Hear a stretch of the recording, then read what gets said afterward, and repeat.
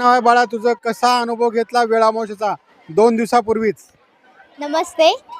मी आरोही खरटमोल. मी आता 7वी ज्ञानप्रकाश शैक्षणिक प्रकल्पाची विद्यार्थिनी आहे. आज आम्ही खूप धमाल केली शाळेत. 2 दिवसांपूर्वीच आम्ही वेळामोशीचा अनुभव घेतला. इथे आम्हाला वनभोजन करण्याचा अनुभव मिळाला. तर आम्ही इथे एक कोपी करून त्यावर नंतर प्रदक्षिणा घालून इथे आम्ही वेळामोशा अशा प्रकारे साजरी. काय खाल्लं बेटा? आम्ही इथे भजी, भाकरी, पोळी, चपाती, आंबील अशा पदार्थांचा आस्वाद घेतला. असं वाटलं की जणू आपण म्हणजे शेतातच जाऊन वनभोजन करत आहोत. मित्रांसोबत मजा केली? हो, मित्रांसोबत म्हणजे यावेळेस अनुभव जरा वेगळा आला, कारण की आपण दरवेळी शेतात जाऊन वेळामोशा साजरी करतो आणि यावेळेस आम्ही मित्रांसोबत, आमच्या मैत्रिणींसोबत शाळेत साजरी केली. त्याच्यामुळे हा अनुभव जरा अविस्मरणीय झाला आमच्यासाठी. आले पण ते तिकडचं भान विसरून ह्या कार्यक्रमामध्ये रमले, असा आमचा अनुभव आहे. एक अनुभव मी सांगतो की लातूरचे जेव्हा श्रीकांतजी हे सर कलेक्टर होते, तर त्यांनी असं सांगितलं होतं शाळेतील मुलांना की मी 15 मिनिटासाठी तुमच्या शाळेमध्ये येईन. आणि ते आले. एक 15 मिनिटं आम्हाला असं अपेक्षित होतं की त्यांना खूप घाई आहे. आणि त्यानंतर मुलांची प्रार्थना, मुलांची प्रश्नोत्तरं, या सगळ्या भागामध्ये ते एवढे रमले की 2 तास 2.5 तास कधी संपून गेले कळालं नाही. आणि त्यानंतर त्यांची जी शाळेचे ऋणानुबंध राहिले, असे अनेक सर्वच पोलीस अधीक्षक असतील किंवा अनेक मान्यवरांच्या बाबतीत आमच्या प्रकल्पाच्या बाबतीत घडलं आहे. ज्ञानप्रकाश शैक्षणिक प्रकल्प ही काही शाळा नाही, पारंपरिक शाळा नाही. तर इथं वेगळे उपक्रम हवेत, मुलांना संस्कृतीशी जोडता यावं. मुलांना ग्रामीण भागात, विशेष करून ग्रामीण भागातले कुठलेही उपक्रम असतील तर आपल्या शाळेला नक्की सुट्टी असते. की पोळ्यासारख्या सणाला मुलांनी गावी जावं किंवा वेळामोसेसारख्या सणाला मुलांनी शेतामध्ये जावं, हे करून बघावं. तर या दृष्टीनं आपण सर्व ग्रामीण भागातून आलेले विद्यार्थी असून सुद्धा काही वेळा गावाकडं न जाण्यामुळं ग्रामीण संस्कृती लोप पावत चालली की काय असं व्हायला लागतं. तेव्हा ही शाळा, हा प्रकल्प, इथले विद्यार्थी त्या भागाशी जोडले जावेत. आपल्या आजी आजोबांना भेटणं असेल, नातेवाईकांना भेटणं असेल आणि गावाची संस्कृती जाणून घेणं असेल, या निमित्ताने अनेक उपक्रमाच्या माध्यमातून व्हावं, हा प्रकल्पाचा उद्देश असतो. आजच्या उपक्रमांचं वैशिष्ट्य असं आहे की हा सगळा जो एकत्रित उपक्रम आहे तो पालक समितीच्या माध्यमातून होतो आहे. पालक समितीच्या एक सदस्य वडगिरे मॅडम या ठिकाणी उपस्थित आहेत. त्याही एका कार्यात असणाऱ्याच आहेत, पण त्यांनी पालक समितीमध्ये पाल्याच्या शाळेत काय चालतं हे जाणून घेण्याच्या दृष्टीनं समितीत सहभाग घेतला. त्याबद्दल मी त्यांचंही या ठिकाणी स्वागत करतो. पालक समितीच्या 20 सदस्य काल इथं जे आजच्या जेवणासाठी भजी बनवली जाणार होती त्याच्यासाठीच्या त्या सगळ्या व्यवस्थेत होत्या. 1ली ते 4थीपर्यंतची मुलं आज जे लागणारे वेगळे पदार्थ आहेत ते घरून घेऊन आपल्या सगळ्यांसाठी येणार आहेत. म्हणजे पालकांचाही मोठा रोल या प्रकल्पामध्ये, या सगळ्या उपक्रमामध्ये आहे.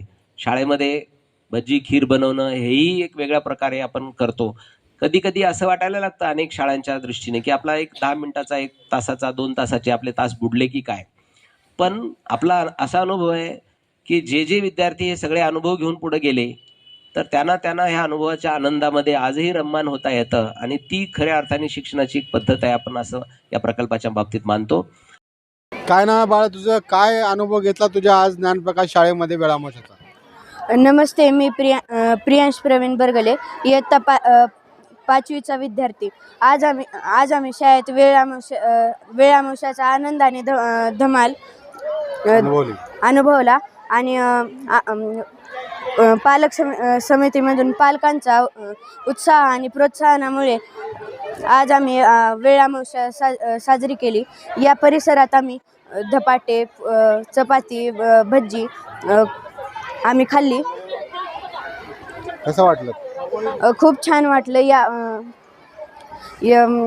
अनुभव खूप चांगला अनुभव होता या शाळेचा. पार्श्वभूमिका सांगितली. या ठिकाणी काय काय उपक्रम चालतात, कसे चालतात आणि आम्ही विद्यार्थ्याला कसं घडवतो. म्हणजे फक्त शैक्षणिकच नाही, तरी जे समाजासाठी की समाजामध्ये वावरण्यासाठी की समाजामध्ये जीवन जगण्यासाठी ज्या गोष्टी लागतात त्या सर्व आम्ही या विद्यार्थ्याकडून करून घेतो. खूप अभिमान वाटतो, स्वाभिमान वाटतो की अशी पहिल्यांदा सुरू शाळा बघितली. आता वेळ अमावस्या जरी असेल, बऱ्याच जणाला म्हणले सर विद्यार्थ्याला शेतीच नाही, आम्ही त्यांना सुट्टी दिली तिथे कुठं जाणार, म्हणून म्हणले आम्ही आमच्या शाळेमध्येच वेळ अमावस्या साजरी करतो आणि विद्यार्थ्याला या गोष्टीचं महत्त्व सांगतो. मग हा खूप चांगला उपक्रम आहे सरांचा. ज्या ज्या तुम्हाला घडण्यासाठी ज्या ज्या गोष्टी लागतात त्या पूर्ण ही संस्था तुम्हाला देते. त्यामुळे तुम्ही प्रत्येक आईवडिलाचं स्वप्न असते की आपला मुलगा डॉक्टर व्हावा, मुलगी डॉक्टर व्हावं, वकील व्हावं, IAS व्हावं, IPS व्हावं. खरंच जर तुम्ही मनाभावातून ह्या जर गोष्टी या संस्थेच्या किंवा इथून शैक्षणिक ज्या गोष्टी आहेत त्या जर अवलंबल्या तर नक्कीच तुम्ही आईवडिलाचं स्वप्न पूर्ण करणार, हे मला खात्री आहे. काय नाव आहे बेटा तुझा आणि ज्ञानप्रकाश विद्यालयामध्ये आज कसा अनुभव घेतला तुम्ही वेळामोशाचा? नमस्ते, मी नंदिनी कुलकर्णी, इयत्ता 8वी ज्ञानप्रकाश विद्यालयाची विद्यार्थिनी आहे.